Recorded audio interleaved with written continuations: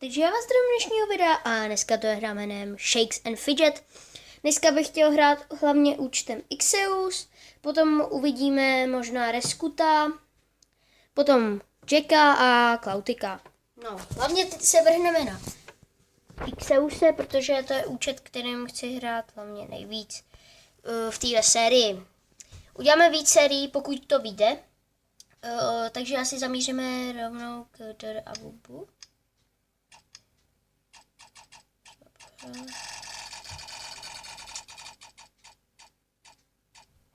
Nějaký šutry, takže nic moc.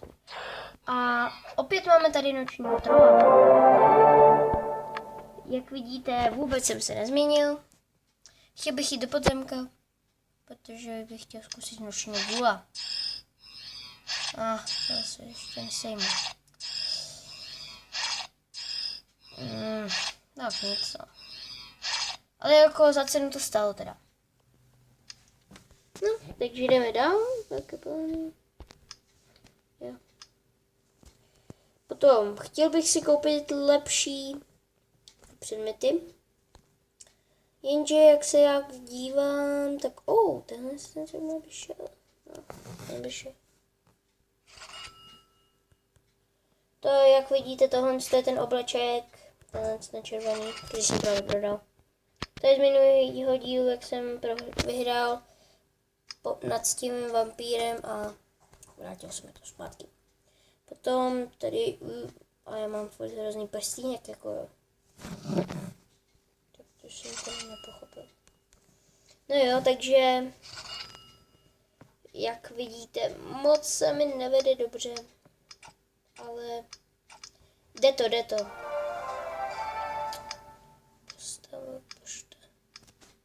Pošta.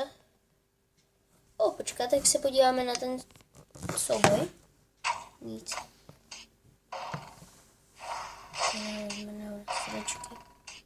To taky. Ne, tak to zrovna už ne. To už je střílení mezi sebou. Ještě souboj. To pro nic jako.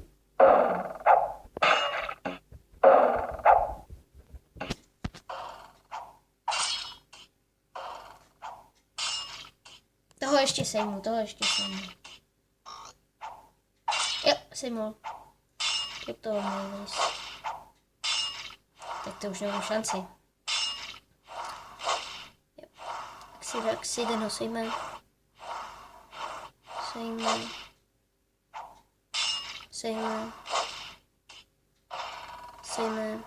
Ne, nesejme ještě ne. Tak hele, tohle z toho nevypadá špatně, ale jak si Draxi to prohrál. Asi Zeusik rozdrtí tohle. Ale nechtěl bych ji takhle to prohrál. No i co Zeusika asi rozdrtí, ale toho rozdrtí. Tak vyhráli jsme, jo, takže jo.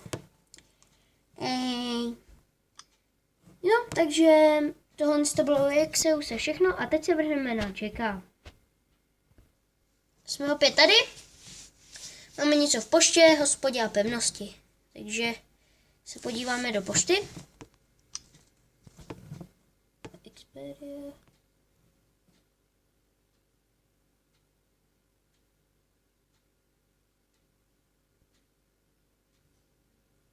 Jo, takže to byl jenom náš takový plán. Magická věž, dobrá. No tak per. Jak vidíte, mý pevnosti se poměrně docela daří. Takže mám všechny bojové máky v prdeli.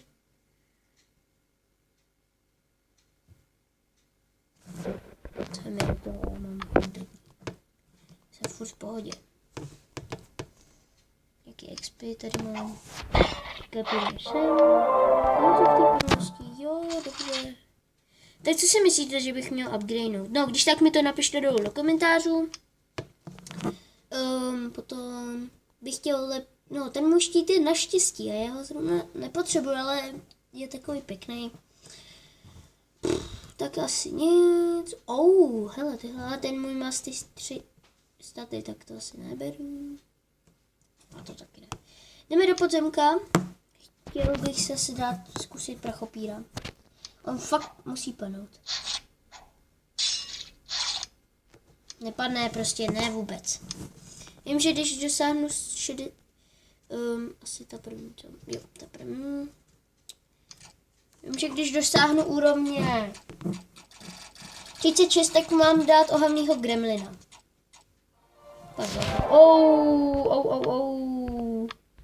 Tak to je dobrý.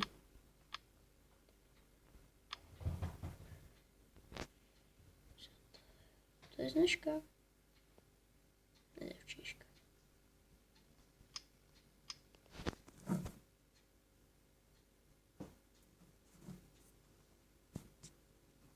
Mám ho asi vykopnout? Já vím, že bych to dělal docela jako... No, ani ne. Konuk! Ten je to zrovna spustil. Konuk je dobrý.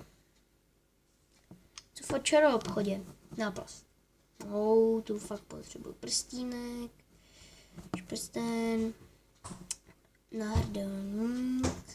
Já mám samý věci naštěstí a to já vůbec nepotřebuji. Jako dávám kritiky, ale... Já zatím si ho nechám, protože má 90. Potom... No, už jsem na konci 35, takže kdyby jsem tykat dal, tak... Což ještě nedám, tak budu za chvilku 36. A teďka půjdeme dál. Teďka půjdeme zpátky na Klautika. Ne, zpátky, prostě jdeme na Klautika. Už jsem s ním fakt hodně dlouho nehrál. A navíc si opustit jeden cech, takže...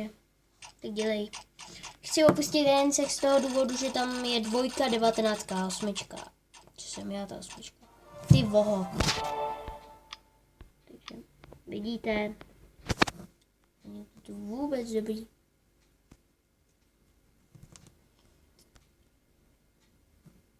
Tak to jsem já. Edward. To jsou taky jména, chápete? Jsou taky retardovaný. Ten cen už to nehraje teda. Takže odstupuji z tohoto cechu. Opustit cech. Tak jsem venku. Já už tam jako vážně být nemusím. Vyhráli jsme. Co to být? Tady. Já vám jenom chci říct, že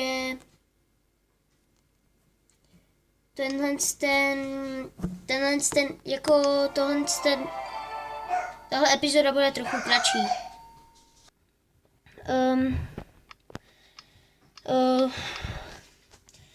Do podzemka, jak vidíte, jsem u strašidla, protože myslím, že strašidlo se dá dát až do úrovně 16. Chtěl bych do jenčího cechu teda.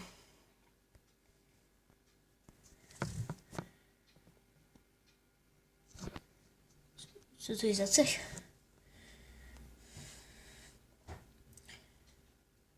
Československu, ale to je fakt docela jako... Aha. Tam jenom text.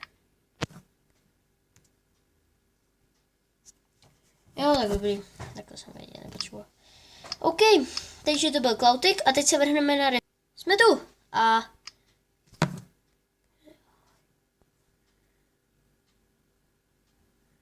to je taky čereška. Tak díky. Abych mohl být se takovým dobrým cechu.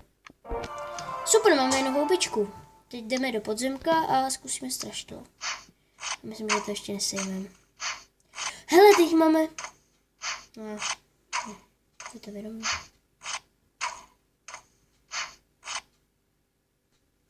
Tak nic, ne. Ještě vezmeme. Přijmout, čarob, nic, budeme. Taky nic. Já mám lovecký luk, poměrně silný. No, pěkný fotky, ale blbý. Lepší rukavice ani ne. Hele, tohle je dobrý. Tohle to chci. Trochu lepší kožený oblek teda. Jo, der a vůvu. Hlavně teďka potom půjdeme zpátky na Xeuse, protože to je hlavní účet, kterým hrajeme. Zase vedle. Tak nevadí, ne? Jsem na konci úrovně 13 a mohl bych ho už konečně dát. Síň slávy. No, tak něco. Jak vidíte, tak tady to je Honglem, tož je můj příbuznej. Poměrně dobrý, ale já bych ho 100% dal. 100%, to vám přísahám. A Honglem je kolikátej? Jo, vítěz oklen 219. Budu věřit, že Honglem něco udělal. Jako po mně, já bych v tomhle cechu mohl být, což by bylo fakt dobrý. To bych akorát zažil úplně dole. Až pod těma. Ty mágové mají asi nejhorší jako smůlu, že nemůžou dostávat často moc epiky teda. Ani ty účišníci. No, takže nic moc. Ale...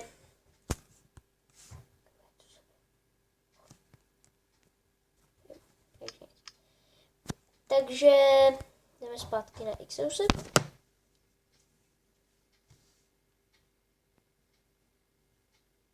Tak načteš se. Taky. Půjdeme do podzemka. A dáme už to na čím toho vaního Gnempa, jak vidíte. Ono mě to potom dostane na 21. A to bych chtěl. Na těchto mocech moc, teda nic moc, ale... Hele, ten už po dlouhý době zapl. A chtěl bych vyhodit strašně moc Gentex, ale jako strašně moc. On je v tomhle cechu a potom toho využívá tím, že mu všichni darují houbičky a s tím nic neudělá.